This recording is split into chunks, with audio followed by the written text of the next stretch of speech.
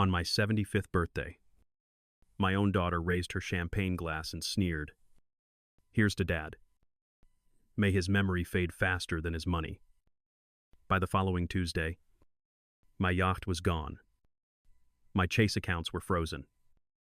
And a man I had never met was legally holding power of attorney over my entire estate. My name is Harold Whitman. I'm 72 years old. I spent 5 decades building a logistics empire from nothing, back when shipping meant diesel, not drones. I was CEO for over 30 years. I grew the company into a global operation, cashed out at just under $400 million, and handed my children the kind of legacy most people only dream about. But that wasn't enough. They didn't just want my money. They wanted me gone. If you've ever been blindsided by your own family, if you've ever seen love replaced with entitlement, drop your city in the comments. You might be surprised how many others it's already happened to. And subscribe, because this story ends in courtrooms, headlines, and one very public downfall. Now, don't forget this, the envelope and the locked drawer. Those are going to matter. Let's go back. Looking at old photos now. I don't see smiles. I see setups. Performances. I thought I had done everything right. I worked. I provided. I built. I missed birthdays. I missed graduations.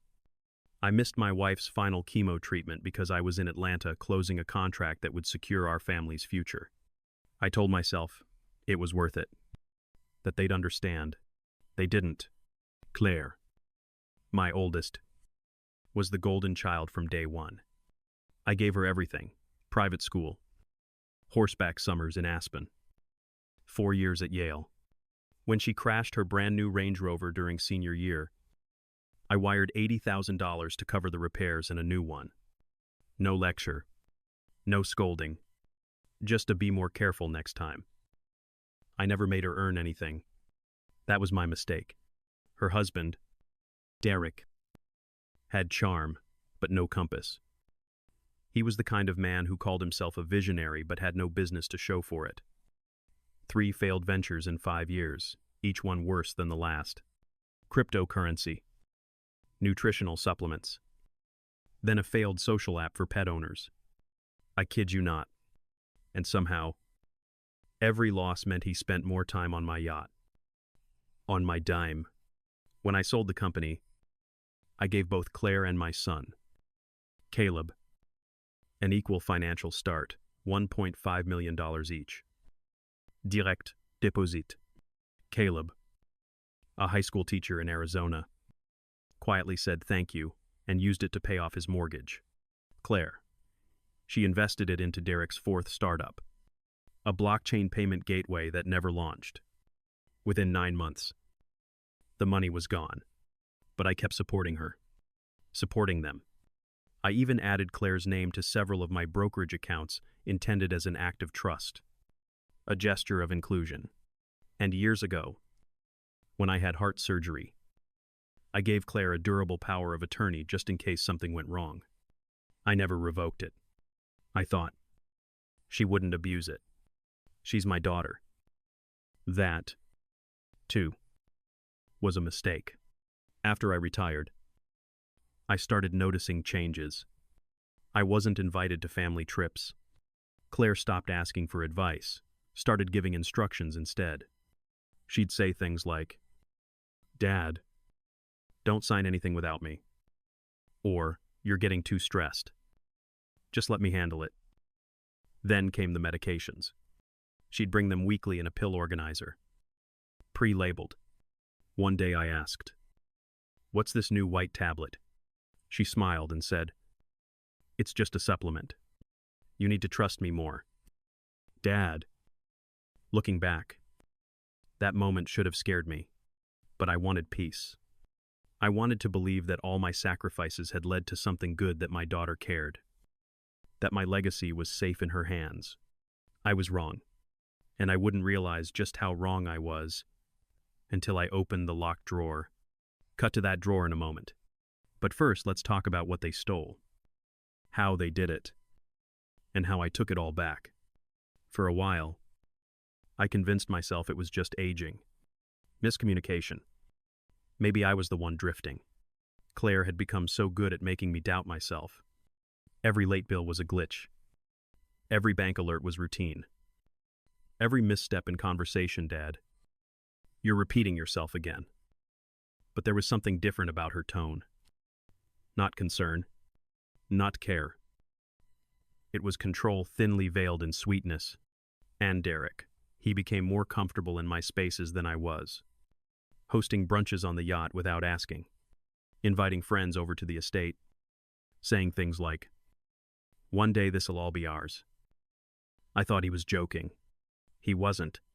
Meanwhile, Caleb, my son, the quiet one, was sending thank you notes for birthday cards and asking how I was feeling after each doctor visit. He never asked for money. Never hinted at needing anything. He had once told me, "I just want to live a life I'm proud of." Dad, that's enough. And yet, Claire made sure he was kept at a distance. Whenever he visited, she would interrupt. "Dad's been tired lately." Or worse, she'd suddenly claim I was asleep or confused, just to avoid letting him speak to me alone. I didn't understand why. Not yet. But I started noticing the small things. Things that didn't add up. The first red flag came in a conversation about taxes. I was reviewing some old statements and saw a line item I didn't recognize, a wire to a company I'd never heard of. Claire glanced at it and said, "Oh, that's just one of Derek's consulting vendors. All legit.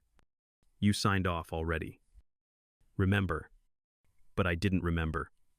And more importantly, I didn't sign anything. Still, I let it go. One item. One strange name. It didn't seem worth the argument. But within weeks, it happened again. This time, my Fidelity account locked me out. At first, he assumed I'd mistyped my password. But after 3 resets, nothing worked. Then my Chase app said my credentials had been revoked. Claire blamed routine security updates. Said she'd fix it. I wanted to believe her.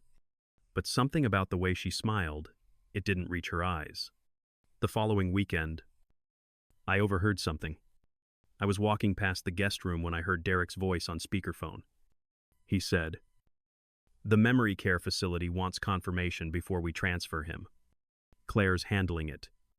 Just make sure the paperwork's clean." I froze. Memory care. Transfer. I hadn't agreed to anything.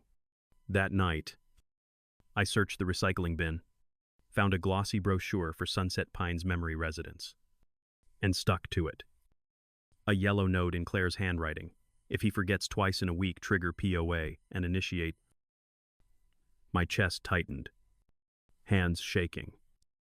I walked into the study, the safe behind the painting where I kept originals of my trust. Financial docs and personal files was open. The envelope that held my living trust was missing. They had taken it, but they'd overlooked one thing. The locked drawer in my desk. Everyone assumed it was just storage. What they didn't know is that I kept a full set of paper copies, wire records, bank authorizations, and monthly reconciliations. All printed, all dated, all mine. And when I opened that drawer, I found 3 wire transfers to a company named Arbora Partners LLC, a shell, set up 6 months earlier. Each transfer signed with my name only. I never signed them. One for $82,000, one for $71,000, and one for $90,000. $780. Total, over $243,000 gone. Vanished. And not one penny was accounted for. I called Caleb. He didn't answer. He was teaching that day. But I left a message, "Son. Something's wrong. I need to talk to you. Privately." Then I sat back in my chair, staring at those papers. This wasn't confusion. It was theft. And it was only the beginning. Once I saw those wire transfers, over $243,000 siphoned off to a fake company, I knew this wasn't just miscommunication. This was betrayal. Planned, deliberate, and well underway. I didn't sleep that night. I just sat in my study with the documents spread across my desk, replaying every moment I'd brushed something off. Every time Claire had said, "Don't worry, Dad, I've got it," she didn't have it. She had me, and I had let her. By morning, I needed answers, and I knew exactly where to start. I drove to the country club, the one I'd been a founding member of for over 30 years. My golf partner, Alan, had always been looped into Claire's social circle. I figured if something had been going on behind my back, he'd have heard about it. I caught him at the coffee bar, just before his tea time. It looked uncomfortable. "I was actually meaning to call you," he said, avoiding eye contact. "Claire asked me to write something. A letter." "A letter for what?" He hesitated, then finally said, "For her guardianship hearing. She told me you'd been slipping. Said the court wanted character references." I felt the blood drain from my face. Guardianship. My own daughter was trying to take legal custody of me while still smiling over brunch and pretending everything was fine. I thanked him and left, calmly. But inside, I was burning. Back home, I tore through my filing cabinet. I pulled every trust document, every medical note, every financial summary I had kept copies of. And then I remembered the thumb drive. It was an old USB I'd used years ago to record company meetings. I hadn't touched it in forever, but I plugged it into my laptop, and to my surprise, it automatically synced to my iCloud folder. Somehow, it had been backing up, quietly, in the background, and inside, dozens of recordings, Zoom calls, voice memos, emails forwarded between Claire and Derek. They never knew it was being archived. One clip hit me in the gut. Claire, laughing. "He still thinks he's in charge. We'll give him the memory care pitch next month. Once Derek's cousin notarizes the documents, it's done." Then Derek's voice, "What if he fights it?" Claire answered, flatly, "He won't. He's too proud to admit what's happening." That's when I knew. They weren't just draining money. They were planning to erase me legally, financially, and socially. They wanted to paint me as senile, incompetent. Once they had that declaration, everything I owned would be theirs, and I'd be locked away somewhere, powerless to stop them. I dug deeper. The psychiatric evaluation Claire had referenced in one of her calls, forged, signed by a real doctor, but the signature was a copy-paste from a document I had on file from 3 years earlier. I verified it with the medical office. They had no record of evaluating me. Ever. The notary who signed off on the POA reactivation, Derek's cousin, lives in Orange County. Runs a mobile notary business out of his car. No legal training. And the timeline. That was the worst part. It didn't start recently. It started 2 years ago, the very week I sold my company. The moment the funds hit the trust account, Claire had filed activation documents for full power of attorney, claiming I was under ongoing cognitive assessment. She knew exactly what she was doing. The missed mail, intentional. The locked accounts, part of the plan. The pills she gave me every morning, I wasn't even sure what they were anymore. This wasn't forgetfulness. It was gaslighting. Systematic. Coordinated. And if I didn't act soon, I'd be out of time. I texted Caleb again, "Call me. No matter what. I need you." Then I started making calls of my own. Milavier, my banker, and an old friend at the district attorney's office, because they thought I was alone. But they forgot one thing. I built a billion-dollar company from the ground up, and I don't go down quietly. By the end of that week, I knew I was sitting on a powder keg. But the detonator, the final spark, came from an unexpected place. I received a letter in the mail, hand-delivered. No return address. It was from my estate planning firm, Inside was a request for confirmation of long-term care facility placement. Claire had submitted it and used my forged signature to approve the transition. The date? The following Friday. She was planning to move me into a memory care center without my consent. That was the surface layer, the immediate danger. I called the facility. They confirmed the application had already been processed and that my guardian had instructed staff not to contact me directly. Guardian. Not father. Not client. Guardian. That same day, I received a call from a colleague, Alan, the golf partner. He said, "Harold, something feels off. Claire just asked if I'd be willing to serve as a character witness for court proceedings regarding your mental capacity." I asked, "Did she tell you I'd been diagnosed with anything?" He hesitated. "She said you'd been wandering at night, that you forgot where you were, and that you'd been calling her confused, not recognizing her voice." All lies. I had never once mistaken Claire's voice, and the only time I ever wandered was walking along the marina at night because I couldn't sleep. The smell of salt water calmed me. Still does. I hung up the phone. That was it. That was the moment everything locked into place.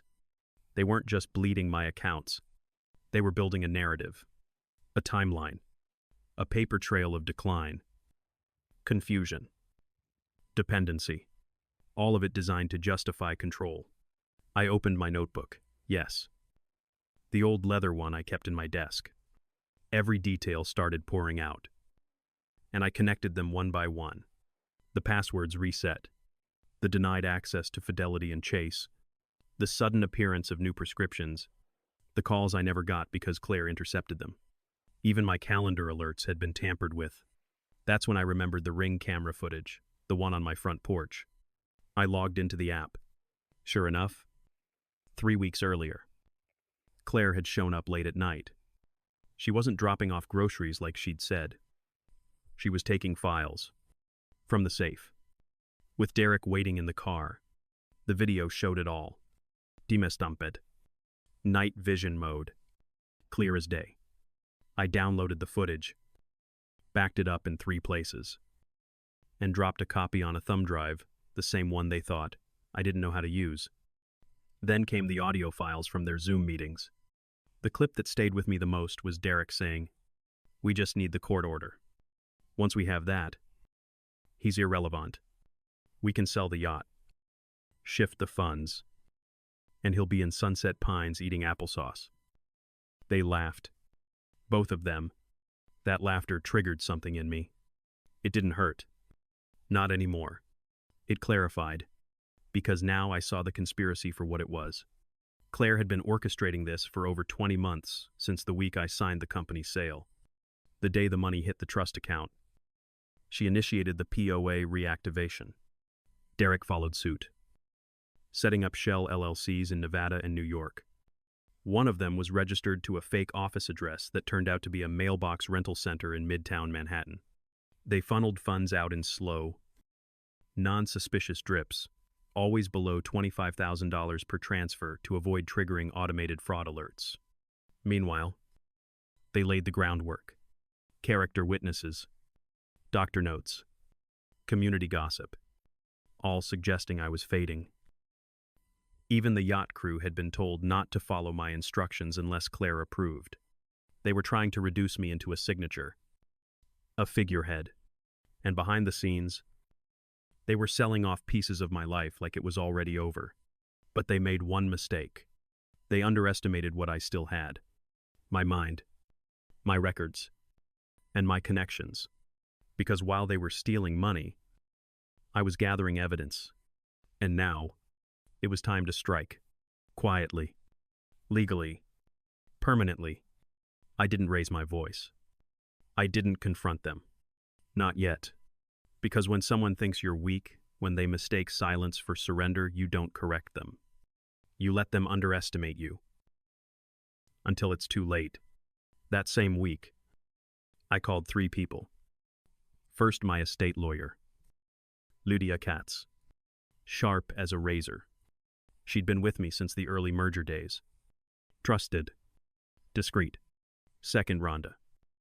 a forensic accountant recommended by a retired colleague. She had testified in over a dozen corporate fraud cases and didn't flinch when I told her my own daughter had embezzled nearly $250,000. Third, my old friend from Stanford, now serving as Deputy District Attorney for Orange County. I kept it simple. I'm not looking for vengeance. I said, I'm looking for clarity and accountability. He replied, then let's make sure your house is in order before theirs falls apart. And so began the quiet storm. Rhonda spent 1 week reviewing the accounts. She followed the money trail through crypto wallets, Shell, LLCs, and a fake charity fund Derek had created. The name was Laughable Future Family Foundation. None of it was registered with the IRS. She uncovered nearly $685,000 in diverted assets. Everything was documented withdrawal logs, signature mismatches. Even geolocation data from bank logins traced back to Claire's beach house in Malibu.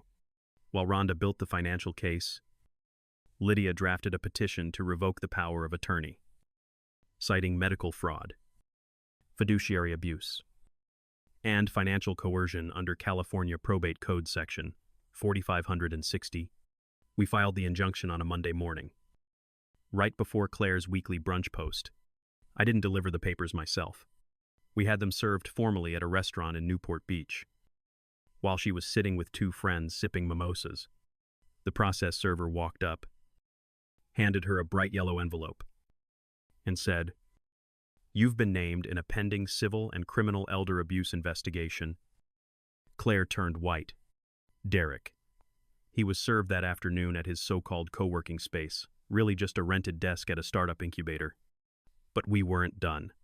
While they scrambled, I filed an emergency order to freeze all related brokerage accounts. We notified Chase, Fidelity, Morgan Stanley. We even flagged the yacht's transfer documents, proving it had been moved under duress and without full mental capacity, evaluation, something I had never agreed to. Within 72 hours, the trust assets were secured. My name was reinstated as sole controller. All property transfers were locked pending litigation. Then I went deeper. Remember the locked drawer? It held a thumb drive. That drive contained archived Zoom calls, mostly backups of family chats. What Claire and Derek didn't realize was that some of those recordings had captured private conversations accidentally left running. In one, Derek was clearly heard saying, "We'll bleed it slow. Keep everything under the radar. As long as no one snoops, we're golden." I sent that file along with all logs, statements, notarized documents, and camera footage to my friend at the DA's office. He called me the next morning. "Harold, this is clean. Real clean. You've got them boxed in. Timeline. Motive. Method.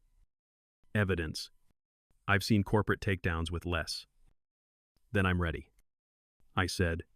The court hearing was scheduled for the end of the month. Claire still hadn't called. No apology.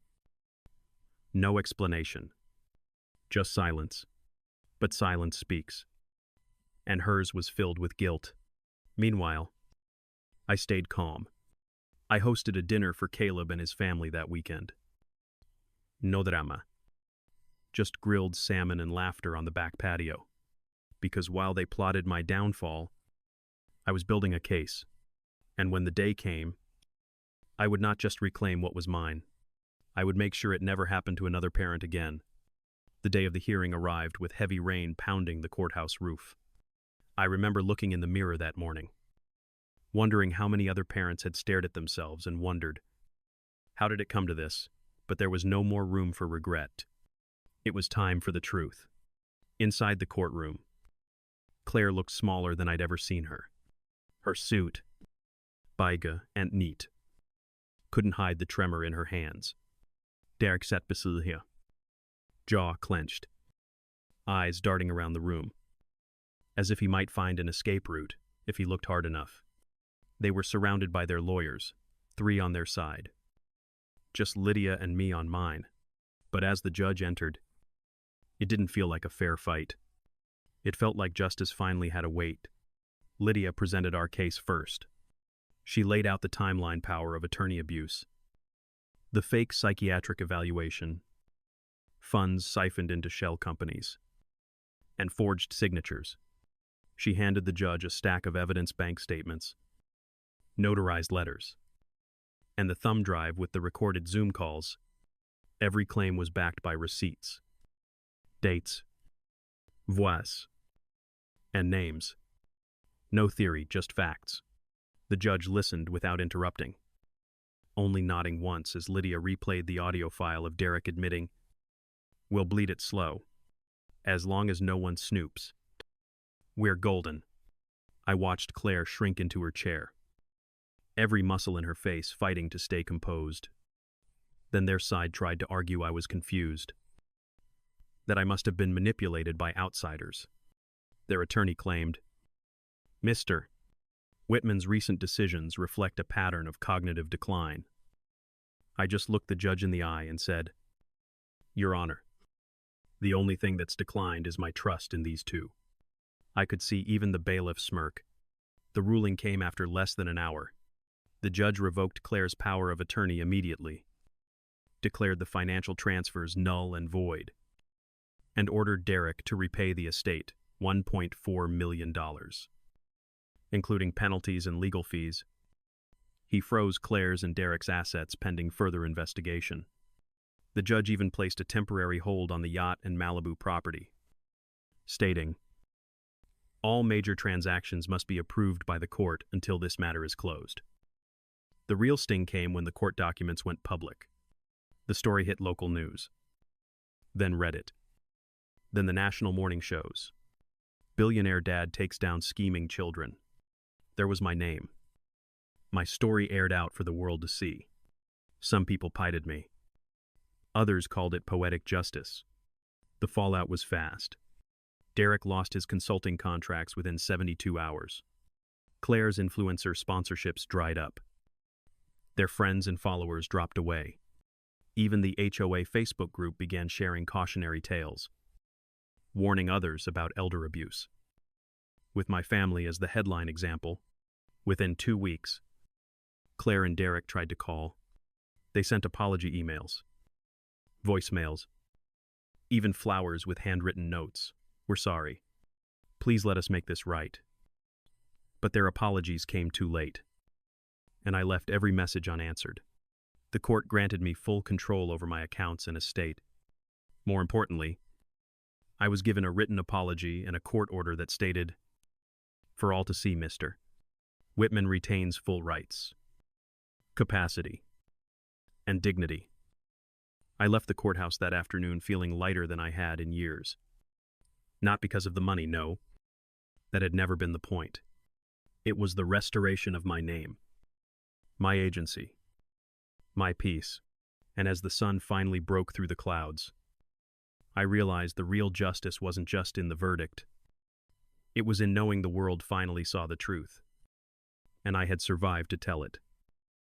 6 months later, I find myself on the deck of my reclaimed yacht, the sun warming my face, the harbor calm again. Caleb visits every Sunday, bringing laughter and stories about his students. My assistant Leah stops by with lemon bars and fresh business magazines, always asking if I need anything else. I've started mentoring veterans, launching small businesses, and volunteering at legal clinics for seniors facing power of attorney traps. Life feels fuller, lighter, and for the first time in years, peaceful. People sometimes ask if I forgave Claire and Derek. My answer is always the same: boundaries outrank blood. Forgiveness is earned, not owed. If you've ever faced greed in your own family, let me know in the comments. Would you have pressed charges? And if you believe every parent deserves dignity and truth, subscribe, because stories like mine happen every day, and every voice matters.